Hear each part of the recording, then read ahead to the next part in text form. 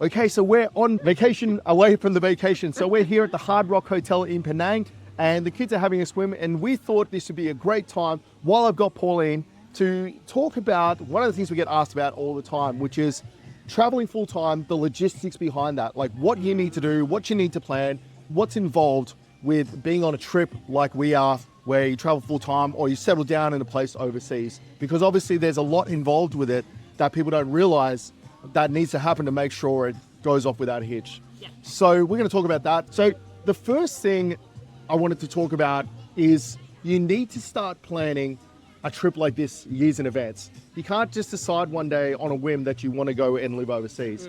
It's too logistically hard to try and cram what you need to get done in a short period of time. So if there's any takeaway you get from this video is that if you're planning on doing this trip, traveling overseas as a family or just traveling overseas by yourself, you need to start thinking about that years in advance. And it's critical you do that. One of the biggest reasons is you need a way of making an income while you're overseas, and that logistically takes a lot of time. Now, the reason I brought Pauline on is because she has obviously a different perspective to a lot of this than I do. So I personally am okay with a bit of risk. I'm okay with just sort of, she'll be right, a bit of optimism, but Pauline's not. Has it been better traveling like this, having a full-time income? Oh, yes, because you are not worried about where the next paycheck, the next sort of money is going to come from, whether you can afford a flight or the next amount of accommodation, because it's not cheap to move 4 people at a time. You're talking about 4 flights or 4 tickets on a train or, accommodation that is going to fit everyone in. You've got to have some kind of income that will support this lifestyle. Yes, it is cheaper than living in maybe a Western country like Australia or the UK, but it's still not cheap when you're outlaying for such big expenses all in one point. Yeah, and I think too, is we've met a lot of families that travel, they've sold their home and they travel overseas on the savings. But the thing is, when you're not replenishing those savings and you're constantly dipping into them, it can get very stressful. Yeah. And the whole idea of traveling like this is to maybe reduce the stress in life, reduce the stress of having to work a 9-to-5 job and things like that, or spend more time with your family and kids. And it's very hard to do that if you've got the constant pressure of dipping into your savings and not replenishing it. So if there was any reason to potentially look at getting some form of income stream when you're traveling, it's that. You don't want to have, even if you've got savings, even if you've got a lot of savings to do the trip, you don't necessarily need to dip into that if you do a bit of planning beforehand. And I would say that most people will take at least 12 to 18 months to reskill into a role that's digital nature. So that's the first thing I would say is, like, if you're planning to travel like we do or live overseas, you need to think about your income way before you go and do it. Because if you're trying to sort that out while you're traveling, it's almost too late to do it. Yeah. And again, we've met people that are sorting this out now, and it's not a fun experience because your situation can change. You could have a lot of savings and all of a sudden a big bill comes in and it drops how much money you have available to you, and that just adds to the stress. And it's a lot harder to find these roles and to build the infrastructure like digital marketing agency in our case after you leave. It's better to do that before, set all this up, and it gives you a goal to really make it work as well. So if you have the goal that you want to travel in 2 years from now, you'll work a little bit harder to make that income stream work and things like that. Okay, so it's a couple of years out, you started planning your income stream, you started to work towards that. The next real big ticket thing you have to think about is about a year out, 14 months out, and that is something we recommend everyone do if they want to do this, is to do a dry run of traveling like this. So something we did before we decided to go on this trip is we made sure we wanted to do it. And the way you do that is by going away for 3 weeks or a month and treating it as if you are traveling full time.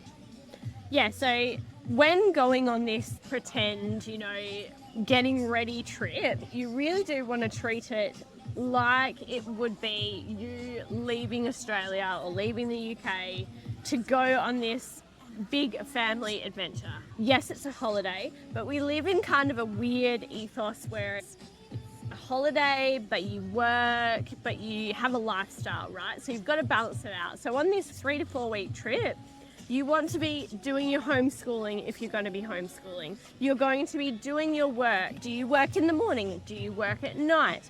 You're going to test whether you like to eat out all the time or whether you're going to cook what you can in your accommodation that's provided. You're going to look around the supermarkets, see the produce, the style of snacks for the kids, like all those kinds of things. You're going to see if food works for you, because food is a massive thing when you are traveling, especially if you have kids, especially if they're fussy. You want to make sure that you give it a good try. If you're cooking or if you're going out, you want to try and get them to try everything.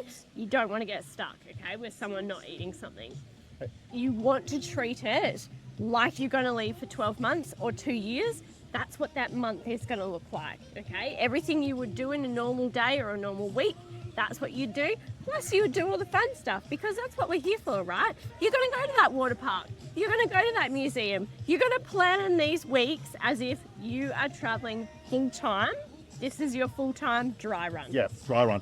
And the thing is, the reason we say to do this like a year, 14 months out is because if you're honest and you don't enjoy it, you can unwind everything you've done and go, maybe it's not for us. Because you've got to remember that it's only going to get worse, not better, right? Your dry run is going to be the best case scenario.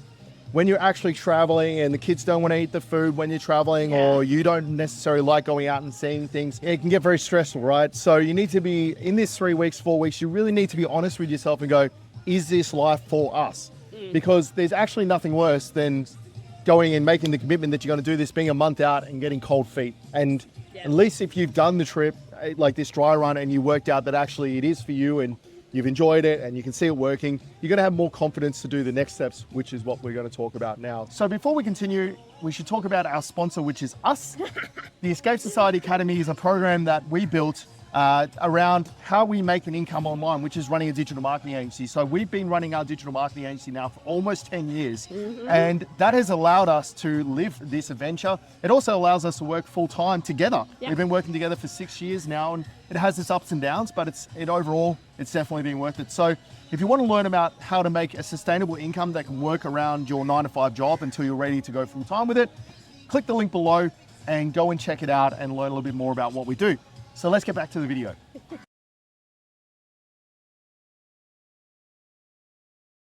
So after you've actually decided you wanted to do this, it then comes to the logistics of what you do with your house. Now, for some of you guys, that might be putting your house on the market. Some of you guys, that might be renting it out. Or for some of you guys, that might be ending a lease. But you've got to plan that way in advance, because the next step is to decide what you're going to do with all your crap. So that's a hard one. That is a hard one. So for us, we did this about sort of 8 months before we left. We started having garage sales and we started liquidating all of our assets, I'm going to call them, but all of our crap. We ended up having 4 garage sales, and yard sales, as they're called in the US. And it was by far one of the most stressful things we've had to do, because A, you don't realize how little your stuff's worth, and B, logistically, it's very hard to have yard sales. All of our stuff, half of it ended up on Facebook Marketplace, and then having to deal with people on Facebook Marketplace that don't come pick it up or want to negotiate with you, and you're like, can you just it's very, very difficult, all right? So it takes prior planning to get rid of all your stuff, because you've accumulated stuff for, let's say, 10, 20, 30 years. That's a lot of stuff, right? Yeah, and the thing is, we've met a lot of people that have big storage containers because they couldn't part with their stuff.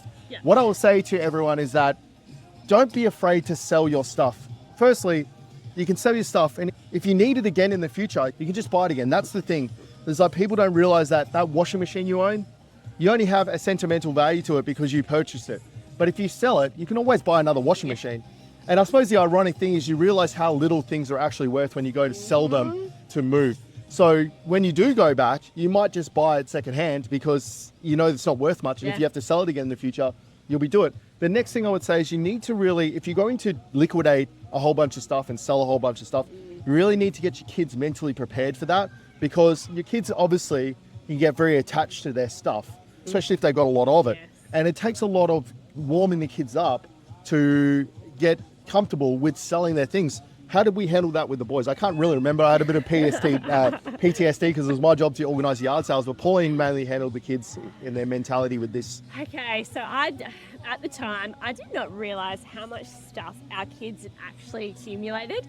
So they both wanted to sleep in the same room, which was great, but then they used the other room as like a toy dumping ground, and it was in boxes or it was, in its containers, whatever.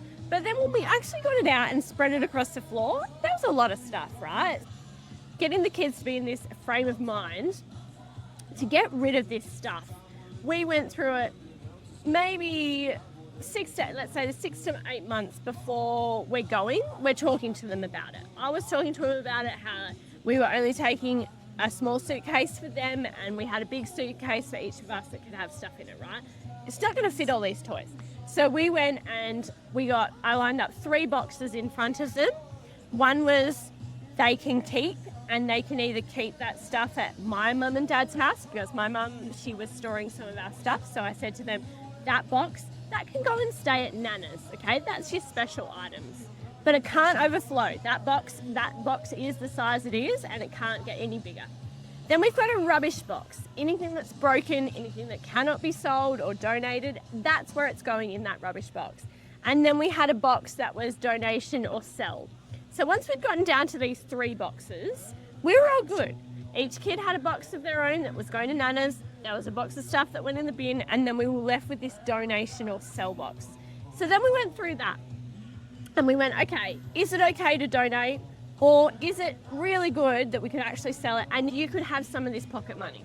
So that was the system that we went through. And that took us a little while to do, because obviously they were going to school, we were at work. So we chipped away at it across a few weeks, and they would actually look through the box of stuff that they were keeping a lot of time, because they're still playing with it, and realised that that wasn't actually sentimental to them, and it would actually go into another box. So we whittled that box down to quite a small box. This is a long period, right? Yeah, that's why you need to do it like 8 months out. Kids hold on to these things like they are their long lost friend, okay? You've got to be prepared for that, and you've got to be prepared to make a sacrifice to say, okay, in your suitcase, you might be able to fit one soft toy, a book, and maybe something else. That's the goal that you want to get to. Everything else special, that can stay in a special space. If it's going to Nana's house, if it's going to cousin's house, wherever it's going, they can still have that box of special items. And I think too, what really helps, and we'll talk about this in a sec, is mentally getting the kids excited for what's coming. If they can make the association that they don't need this stuff because they're going to replace it with memories and having a great time and things like that, you'll find that the kids will get less and less attached to things as time gets closer to traveling. Sorry to cut you off there, Jimmy, but you've done this dry run, okay? So they've seen all the exciting things that you can go and do. They've been to those water parks, those theme parks, so you've taken them out to all these different places. They've already got these inbuilt memories going, yes, this is what mum and dad have been talking about. This is what we can actually go and do. So they're putting the pieces together slowly, to have that realization, I don't need my stuff because mum and dad are going to show me all these amazing experiences. So it's getting them trained and ready for this. Okay, so you've started doing garage sales and you've whittled it down.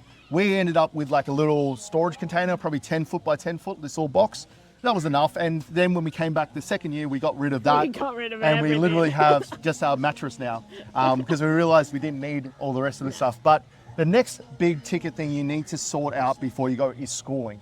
Okay, now schooling is an interesting one because every kid's school situation is different. But the big takeaway here is you really do need to give your school some notice that you're going, firstly. Yes. And secondly, you need to decide how you're going to do the schooling, even if you're not necessarily sure exactly how you're going to go about it yet. So Pauline, my question to you is, this is one thing we didn't probably do as well as we could have before we left. Yes. Do you think it would have made it easier if you had given a little bit more thought to the schooling side before we left? Yes.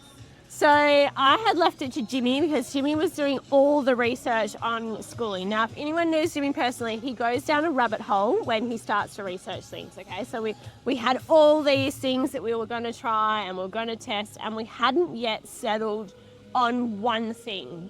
So we were trying to incorporate all different sorts of things, and yes, I should have taken on the research because I ultimately ended up being the person that started doing all the homeschooling because we were trying to do it together and that just didn't work. So I took on the main role.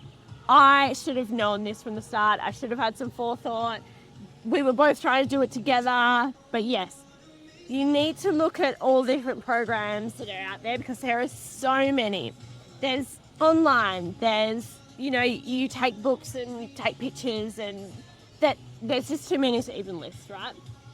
So I should have taken on that role of doing more research, because it took us a good Probably 8 months to a year to actually get it to a point where it works, okay? Yeah. Because it's not going to work straight out the box. It definitely does not. We have tried too many different things to tell you wholeheartedly the first thing that you try is not going to work. It's not going to work for you. It might not work for the child. Whichever way it is, you just keep rolling with it, and you will find something that is a middle ground that works for both yourself and the kids. And there's no shame in it not working, right? Mm-mm. Like, it's a trial and error thing. I think everyone goes into traveling like this with good intentions, like, oh, I'm just going to do Yep. UCA, I'm just going Yep. to do this curriculum, and Yep. everything will be sorted, just to realize that your kids don't respond well to it, or you don't respond well to it.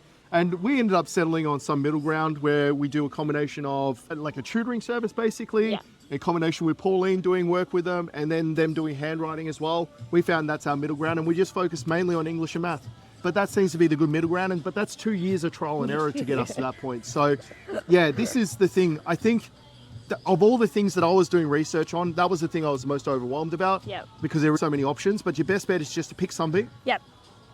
make sure you understand what you have to do it. If it doesn't work, then adapt it as you go. Yep. And I think you need to go into it thinking, okay, what subjects are the most necessary subjects? Because you can go into it and say, I'm going to do all of them. We're going to do English, maths, geography, history, the arts, sciences. We're going to do the whole lot. It's going to be like school. But it doesn't work like that. You need to focus on the main subjects. So for us, we said it's got to be English and it's got to be maths. They have to learn these two subjects, because you never know, if we have to go back to Australia and they have to go back into school, we do not want them to be behind and having to catch up. So they have to do these two subjects. That was our bare minimum. Everything else that we do on top of that, we gave ourselves an A+, like two Yep. thumbs up. This is great. Like, museums help. Having friends that like to do art helps. All those kinds of little And bits you meet and these pieces. people along the way too, Right. right? There's World School communities everywhere that start up all these different sorts of programs, and that's all your extracurricular stuff. So think about what you want to focus on as your main subjects, and everything else will fall into place. Your kids will find something that they like, and you'll roll with it for a little bit, and then you'll go and find something else that they like, and then you'll roll with that for a little bit longer. So they will kind of lead the journey. You just need to steer them in just the right direction that you want them to go, and then the other stuff they can have as fun. Yeah, 100%. So once schooling is sorted, you're about 4 months out, 3 Yep. months out, you've told your school, Yep. they're aware of what's going on. If you're lucky, you'll have a school like we did that was very supportive of the idea of us traveling full time. So they supported us along the way. If not, you'll make it work, like Pauline's saying. So then from there, the next thing you generally will have to really consider and look at is insurance and banking. So insurance is, again, this is to Pauline's department, the War and Finance department. But insurance is really important. We travel with very comprehensive travel insurance, even though it's very affordable in Southeast Asia for healthcare. If you need to go back to Australia for whatever reason medically, it's very expensive. So you just need to make sure that your insurance is going to cover the countries you go to. Yes. And you need to make sure that the company you're using is reputable and pays quickly. So we ended up with Southern Cross Travel Insurance, as Pauline did a lot of research on them and decided that was the right fit for us. And we've claimed probably 5 times, and every time has been pretty much painless. And But- they pay out so quickly. As soon as you take up the insurance, you get an online account. If you ever have an issue, all you do is do an online claim. They will call you or email you directly after your claim is made. We had a claim that we were making at 9 o'clock at night for our son who'd cut his chin open. I was on the phone to them and they were saying, okay, you want to tell the hospital this, that you want this, this and this. And they were there guiding me on the phone as to what paperwork they needed, what I needed to give the hospital. They were there for us, and their payout was in 2 to 3 business days. I think once our claim was all sorted, everything was put in, I think it was in our bank within 2 to 3 days. No questions asked. Yeah. And we have the same thing with a camera. We had a camera stolen out of a Grab vehicle, and we didn't realise until we got home that night. I put in the claim, and no questions asked. It was stolen, didn't need a police report, and it was paid out. And it's Easy.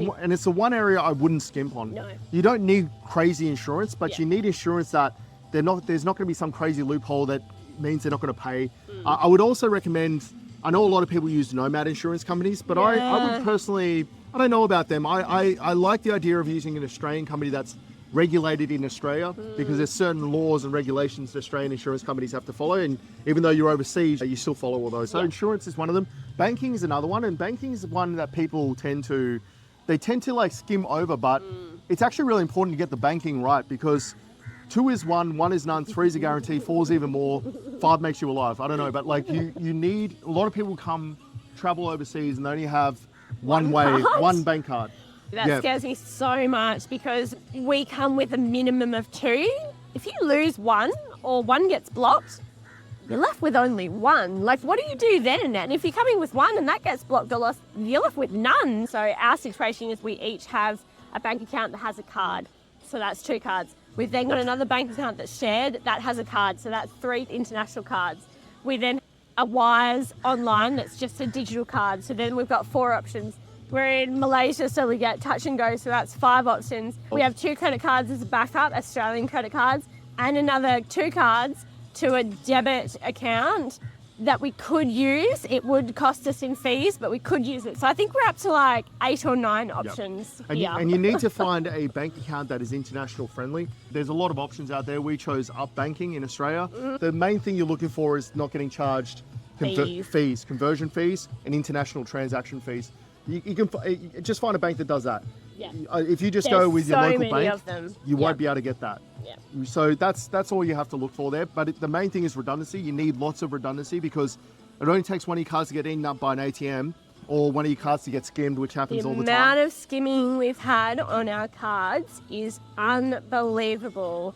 And we were lucky that with our bank, if you pay a fee, they'll actually send it to you internationally. So if you do get stuck and that card gets stolen, skimmed, it gets damaged, whatever it is, we could actually get it sent to us internationally within 7 days. Yeah. So that is another tip as well. If they will send you a new card, or if you can have a digital card, still, you really do need a physical card. Digital's great, you do need a physical card. So but that is really important to sort out before you go because you can't sort that out once you're actually traveling and on the road. So the next thing we did, because we're starting to get close to the travel date now, everything should be coming and lining up, is we started to really focus on getting the kids mentally prepared. This is something more I did. I would sit down with the kids and Pauline and I would watch other travel vloggers and the adventures that they were having so that the kids understood why we were doing this. And this is so we can have adventures together, so we can spend time together. That went a long way to getting the kids really excited about going on this trip and really looking forward to it. I think if I hadn't done that, it would have been a lot more anxiety of the unknown. But when we landed in Malaysia, which is the first country we ended up in, it was like we were already there. Yeah. We knew what to do, we knew what to see, and that getting the kids excited just made the transition for them a little bit easier. Then the thing you really have to do before you go is really decide on the country you first land in. This one is not something people talk about a lot, but it makes a big difference. You don't want to start your trip in India. You don't want to start your trip in Colombia. You want to start your trip in a country that's as close to your country as you can get without it being your country. So for us, that was Malaysia. Malaysia, the food is very similar. The English is widely spoken. It's kind of like Southeast Asia on training wheels, kind of Southeast Asia on easy mode. And it made the transition into this lifestyle a lot easier for us because you can walk into a giant grocer and see Australian brands on the shelf.